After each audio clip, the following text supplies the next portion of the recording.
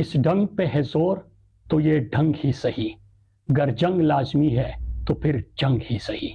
یہ زر کی جنگ ہے نہ زمینوں کی جنگ ہے، یہ جنگ ہے بقا کے اصولوں کے واسطے، اٹھے گی صبح امن لہو رنگ ہی صحیح، گر جنگ لازمی ہے تو پھر جنگ ہی صحیح۔ میرے پاکستانیوں، آج تحریک کے فیصلہ کن مرحلے کا آغاز میں جان نثارانہ عمران خان سے مخاطب ہو کر رہا ہوں۔ میرے پاکستانیوں، یہ جو نوجوان آج ہمارے سامنے بیٹھے ہیں، یہ وہ ہے کہ ریجیم چینج آپریشن کے بعد زمان پارک میں، بنی گالا میں یہ 1 سال اپنی لیڈر کے لیے وہاں پہ بیٹھے رہے، کیمپوں میں بیٹھے رہے۔ جب جب عمران خان کی پیشی ہوتی تھی یہ فرنٹ پہ ہوتے تھے، اور پھر اس کے بعد پچھلی 3 دفعہ جو اسلام آباد کی کال دی گئی، اور آپ دیکھتے ہیں کہ ہزاروں کی تعداد میں پولیس کھڑی ہے، شیلنگ ہو رہی ہے، گولیاں برس رہی ہے، کنٹینرز ہے، خندقیں کھودی گئی ہے، ایک حشر کا ماحول ہوتا ہے۔ لیکن اس میں آپ دیکھتے ہو کہ یہ نوجوان آپ کے لیے رستے کلیئر کرتے ہیں، قافلوں کے لیے رستے کلیئر کرتے ہیں، فرنٹ سے لیڈ کرتے ہیں، اور آپ دیکھتے ہیں کہ 3 دفعہ جو انہوں نے بارہا دعویٰ کیا کہ اسلام آباد کوئی بھی انٹر نہیں ہو سکتا، تو ان لوگوں کے یہ تعلیم یافتہ نوجوان جو آپ کے سامنے ہیں، جو عمران خان کی نظریت سے محبت کرتے ہیں، جو ہمیشہ سے فرنٹ پہ ہوتے ہیں، ان کے سامنے آج ہم اس کا آغاز کر رہے ہیں۔ میرے پاکستانیوں، میں جلدی آپ سے اور نوجوانوں آپ سے چند باتیں کرنا چاہتا ہوں کہ آپ نے دیکھا کہ ایک پرامن جدوجہد میں آپشنز کیا ہوتے ہیں۔ انہوں نے جبر کیا، ظلم کیا، گھر توڑے، ناحق ہزاروں کارکنوں کو جیل میں ڈالا، ملک کے مقبول ترین لیڈر کو عمران خان کو گریبان سے پکڑ کے غلط طریقے سے ہائی کورٹ کے احاطے سے اغوا کیا، ان کی اہلیہ کو انہوں نے جیل میں بند کر دیا، ہمارے 10,000 سے زیادہ کارکنان کو انہوں نے جیلوں میں ڈالا، اغوا کیا، تشدد کیا، ہمارے کارکنان کو شہید کیا۔ لیکن اس سب کے باوجود ہمارے جو پرامن پاکستانی ہے، انہوں نے جبر کا بدلہ ووٹ سے لیا، اور کیا ہوا تھا؟ انتخابی نشان چھین لیا گیا تھا۔ 1,000 کے قریب انتخابی نشان انہوں نے الاٹ کر دیے تھے، امیدواروں کے کاغذات چینے جا رہے تھے، مضبوط ترین جو امیدوار تھے ان کو نااہل قرار دیا جا رہا تھا، لیڈر جیل میں تھا، اس کی تصویر پر بھی پابندی تھی، لیکن اس کے باوجود لوگوں نے جبر کا بدلہ ووٹ سے لیا۔ لیکن اتنے بے شرم ہے یہ اپنی اقتدار کے لیے اور بغض میں، انا کی وجہ سے، جس طرح پہلے بھی ملک دولخت ہوا تھا، انہوں نے 180 سیٹوں والی جماعت سے الیکشن چھین کے اس پہ ڈھاکہ ڈال کے انہوں نے 17 سیٹوں والوں کی حکومت بنا دی۔ پھر آپ کے پاس کیا آپشن ہوتا ہے؟ انصاف کا دروازہ کھٹکھٹانا۔ پہلی ہی عدالتیں کنٹرول تھی عمران خان کی کیسز میں، آپ نے دیکھا کہ ہائی کورٹ کے ججز سپریم کورٹ خط لکھتے ہیں، ججز خود فریاد کرتے ہیں، ان کے اوپر ظلم ہو رہا ہے، لیکن اس کے باوجود انہوں نے کنٹرول کرنا تھا، کیونکہ 10 سالہ لندن پلان کی تکمیل اور طاقت کے لیے، 10 سالہ پلان کی جو خواہش ہے، جو کوشش ہے، اس کے لیے انہوں نے کیا کیا کہ خونی آئینی ترمیم، پھر جعلی پارلیمنٹ سے پاس کرنا پڑا، اور انہوں نے ججز بھی اپنے بٹھا دیے، جو ملٹری خونی ترمیم انہوں نے کیا۔ تو انصاف کا آپشن بھی آپ سے چلا گیا۔ پھر آئین پاکستان اجازت دیتا ہے کہ پرامن طریقے سے آپ احتجاج کرو، آپ آواز اٹھاؤ۔ آواز اٹھانے والے لاپتہ ہو رہے ہیں سوشل میڈیا ایکٹیوسٹ، اور جو پاکستانی ڈی چوک نکلے، تو ڈی چوک ریڈ زون جیسے علاقے میں انہوں نے پوری دنیا کے سامنے سنائپر سے گولیاں ماری، لوگوں کو شہید کیا، معصوم نہتے لوگوں کو نہ صرف شہید کیا بلکہ شہداء کی جو ڈیڈ باڈیز تھی ان کو لاپتہ کر دیا۔ اس کے ساتھ ساتھ انہوں نے نہ صرف ان کو لاپتہ کیا بلکہ ان کے اہل خانہ کو بھی ٹارچر کیا۔ پھر اس کے بعد لاشوں پر بیانیہ بنانا شروع کر دیا۔ تو اس کے بعد میں آپ سے چند سوال کرتا ہوں کہ یہ ووٹ بھی نہیں مانتے، جمہوریت بھی ختم، انسانی حقوق بھی ختم، آئین بھی پامال، پارلیمنٹ بھی یرغمال، تو میں آپ سے سوال کرتا ہوں کہ اس کے بعد کیا کرے؟ کیا ہم خاموش ہو جائے، اپنی آواز نہ اٹھائے؟ کیا ہم اس تحریک کو ختم کر دیں؟ میرے پاکستانیوں، آپ مجھے جواب دیں کہ کیا ہم عمران خان جو جیل میں اس ملک کے حقیقی آزادی کے لیے ہیں، جو ڈٹ کے کھڑے ہیں، ان کو ہم بھول جائے کہ وہ ساری زندگی جیل میں ہوں گے؟ ہم بشرا بی بی اور کارکنان جو ہزاروں ہمارے جیلوں میں ہیں ان کو کیا ہم بھول جائے؟ جو ہمارے لوگوں کے اوپر انہوں نے سامنے سے گولیاں چلائی، ان کو شہید کیا، ان کو بھی ہم بھول جائے؟ کیا ہم جو پاکستان ہے، کیا ہم مان جائیں ہم سارے پاکستانی کہ ایک بادشاہ سلامت ہے اور یہ باقی ان کی رعایا مزارے ہیں سارے اور پاکستان ان کی جاگیر ہے؟ کیا ہم یہ مان جائیں؟ تو میرے پاکستانیوں، جب میں خود سے بھی یہ سوال کرتا ہوں تو عمران خان کا جو اقوام متحدہ میں تقریر تھی، انہوں نے جس طرح کہا تھا کہ either you surrender or you fight for your freedom till death. What will we do? I ask myself this question and my belief is لا الہ الا اللہ. تو میرے پاکستانیوں، ہمارا لا الہ الا اللہ پر ایمان ہے.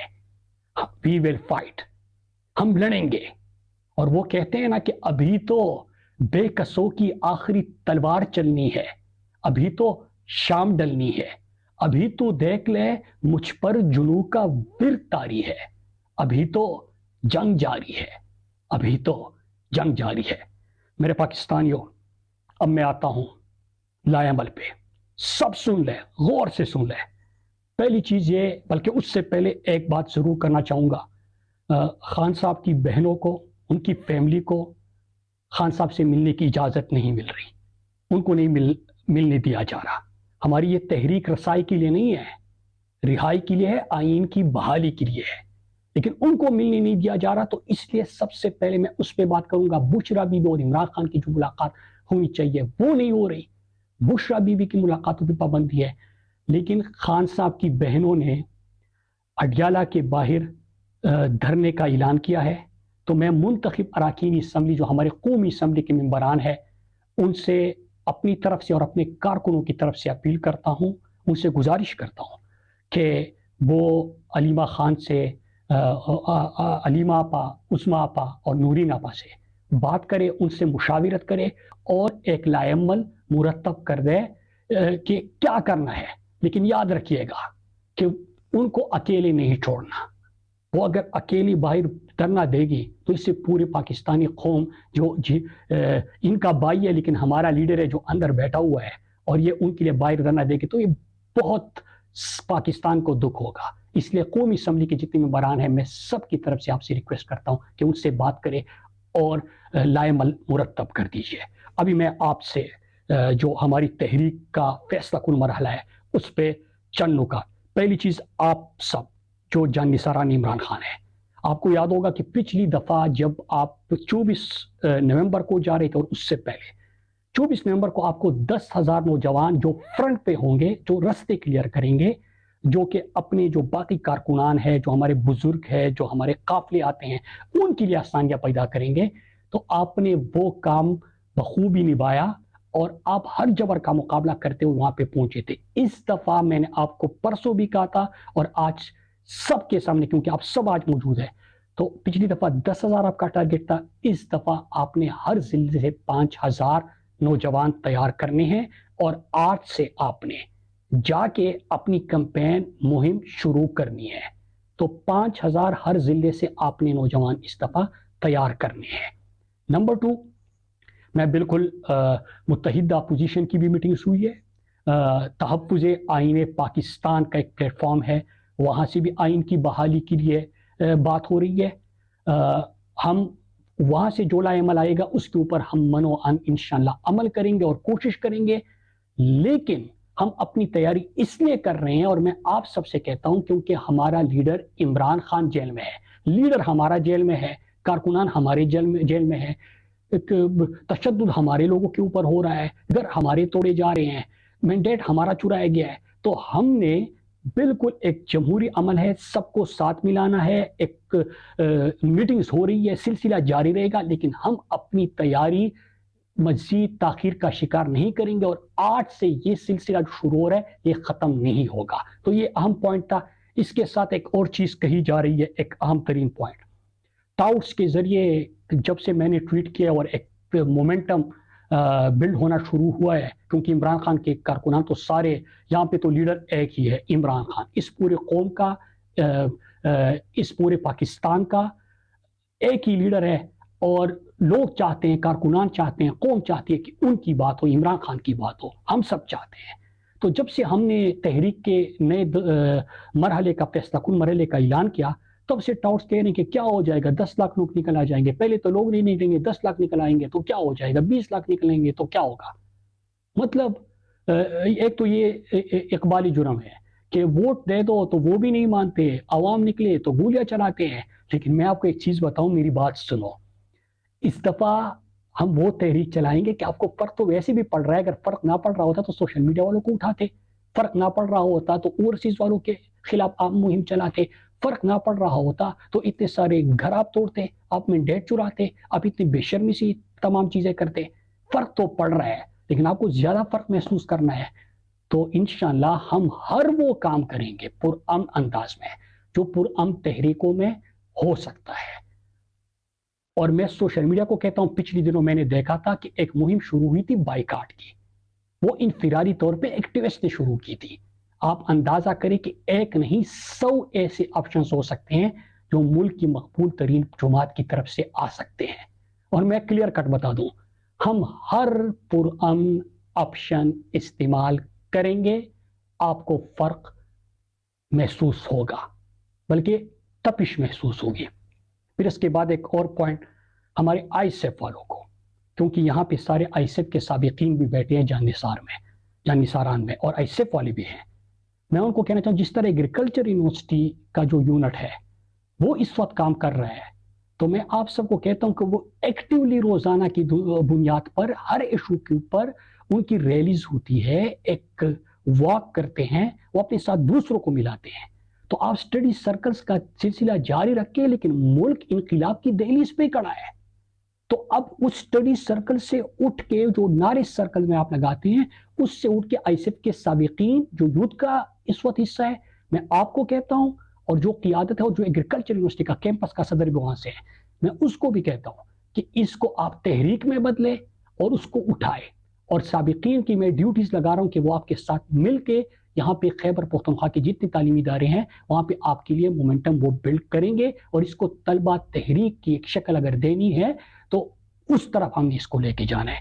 پھر ایک اور چیز میں آپ سب کو ایک اہم ترین چیز بتا دوں کہ اس دفعہ بلکہ آج سے ہی آپ سب اپنے بیگ تیار کرنا شروع کر دیں، کیونکہ گاڑیاں تو ہوتی ہے، لیکن جتنے لوگ اس دفعہ انشاءاللہ جب اناؤنسمنٹ ہوگی، ابھی ہم نے مومنٹم بلڈ کرنا ہے، اور یہ سلسلہ ختم نہیں ہونا تب تک، اس کو بالکل ایکٹیویٹیز کو بند نہیں کرنا۔ آپ سب نے اپنے کنونشنز، بازاروں کے وزٹس، کالجز، یونیورسٹیز کے وزٹ، یہ سب جاری رکھنے ہیں، لیکن اس کے ساتھ آپ نے آج سے اپنے بیگ تیار کرنے ہیں، کیونکہ ہم پیدل بھی اسلام آباد کی طرف قافلہ جائے گا، اور سر ہی سر ہوں گے ہر طرف سڑکوں پہ۔ کیوں ہوگا ایسا، وہ میں آپ کو ابھی نہیں بتاؤں گا۔ پھر اس کے بعد آخری چیز 11 تاریخ کو، اس سے پہلے 11 تاریخ کو انشاءاللہ میں سوات والوں سے بات کروں گا اپنے حلقے سے، اور میں آپ کو یہ بھی بتا دوں کہ سوات والی انشاءاللہ آپ کو مایوس نہیں کریں گے، جس طرح ہمیشہ کے لیے آپ نے وہاں پہ قافلہ دیکھا، ملاکن ریجن کا آپ نے قافلہ دیکھا، اس دفعہ بھی میں آپ سب کو بتانا چلوں کہ انشاءاللہ میری قوم آپ کو مایوس نہیں کرے گی، پورے پاکستان کو یقین دلاتا ہوں، اور انشاءاللہ ایک ایسا قافلہ اس دفعہ آپ کو نظر آئے گا، کیونکہ میں ڈائریکٹ خود سب سے رابطے کروں گا، انشاءاللہ موبلائز کروں گا، اور آپ کو تاریخ کا سب سے بڑا قافلہ وہاں سے نظر آئے گا۔ آپ بھی اپنی تیاری کریں، اور جن کے حلقے ہیں وہ اپنے حلقوں میں بھی کوشش شروع کریں۔ آخری چیز ایک یہ، آپ سے اجازت لینے سے پہلے، میرے نوجوانوں، آپ کو یاد ہوگا آپ مجھے یونیورسٹی میں کہتے تھے، یونیورسٹی کے بعد آپ مجھے جب یہ ریجیم چینج آپریشن ہوا اس وقت کہتے تھے، اور جب عمران خان جیل میں گئے تو اس وقت بھی آپ مجھ سے ایک سوال کرتے تھے کہ صدر صاحب آپ نے تیار ہمیں کسی اور چیز کے لیے کیا تھا، یہ تو نہ جمہوریت ہے نہ انقلاب ہے، تو کس چیز کے لیے تیار کیا تھا؟ اس کے لیے آپ تیار ہو جائے، انشاءاللہ پاکستان جیتے گا، عمران خان کی آزادی ہوگی، اور انشاءاللہ پاکستان میں آئین کی بحالی ہوگی۔ آپ سب کا بہت بہت شکریہ۔